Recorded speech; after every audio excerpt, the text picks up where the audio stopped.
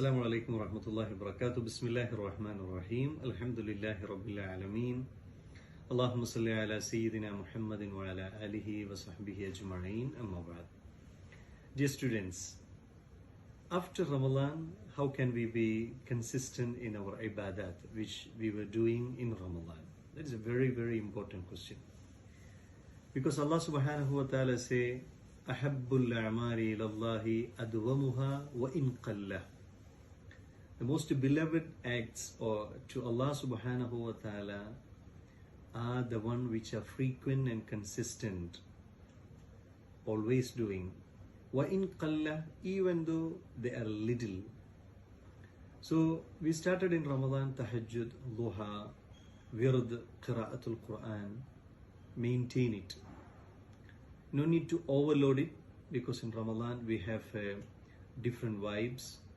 After Ramadan we have classes, the assignments, but make sure you will be performing at least 2 rak'ah of tahajjud or some awrad, some pages of Quran every day. That must be consistent. That is my number one, the first tip for you. The second tip, al-mar'u ala dini khalilihi falyanzur ahadukum man yukhalil. Everybody follows the opinion, the views, the religion of his friend. So be very meticulous and selective to whom you befriend with. So if you want to maintain this, you should have good friends.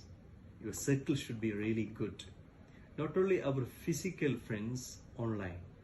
This is a digital world, so the subscriptions, the WhatsApp groups, and the Facebook likes, all these things, also you have to be selective and picky and choosy. Then we can maintain our acts. Because al-jalisu salih, the good friend, is like a hamilul misk, the bearer of a musk. But the jalis of sayyi, the bad friend, is like a blacksmith's, which can affect our lifestyle, habit, routine.